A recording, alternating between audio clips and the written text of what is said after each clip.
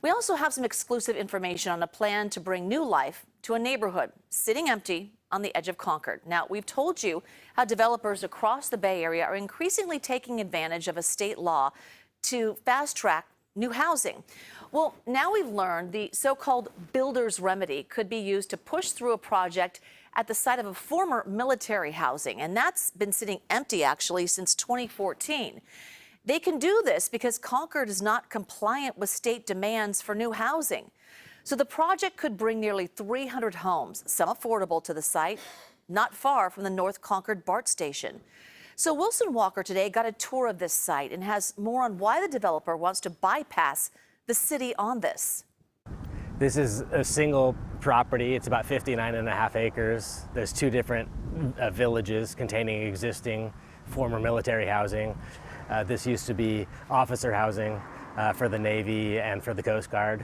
Two villages, 286 units that could house as many as 900 people here on the very edge of Concord. 20% of these units, that's 58 units, 20% in each village would be affordable. Brian Winter is an attorney representing the developers who purchased this property at a federal auction in 2021, and since then there has developed something of a disagreement over what to do with it. The city of Concord has said it would like to see some plans for something larger with the construction of high-density housing. The developers say that is on the table, but they would also like to make use of the existing housing in the near term. Well, enter the builder's remedy. Well, with the builder's remedy, we can obtain building permits here within approximately the next 60 days. Without the builder's remedy, the project is subject to open-ended discretionary approvals, full CEQA, public hearings, public process, all the time and uncertainty. And the application isn't just a way to push the city on this, it may be a first-of-its-kind use of the tool. In every other context, the builder's remedy is being used to develop new housing that doesn't presently exist.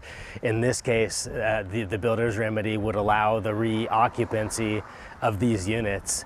Definitely the quickest potential builder's remedy project, and in a way, like, the least radical. You know, I mean, the buildings are already there. YIMBY Law's Sonia Trout says sure, she'd like to see some new housing here on a grand scale even, but then there is the element of time. You know, maybe it would only take 5 years, but based on my experience, these kinds of things can take a decade or more. So it's important to have housing now. Something now should absolutely happen. It can happen with cooperation with the law and with the desire to work with us, and other development can happen in the future. These are not mutually exclusive. We reached out to several offices in the city of Concord today, have not heard back from any of them yet, so no way of knowing how the city will respond to this application. Remember, they're still trying to figure out what to do with the 5,000 acres just beyond these homes. But talking to the landowners of this property, they say if they get the building permit in the next 60 days, as you heard, they can start work right around then and maybe have people living in these homes again as soon as spring of next year. You know, we've seen this playing out across the Bay Area. In San Jose's Willow Glen neighborhood, a developer is trying to use the builder's remedy to turn the San Jose Swim and Racket Club into 85 luxury condos.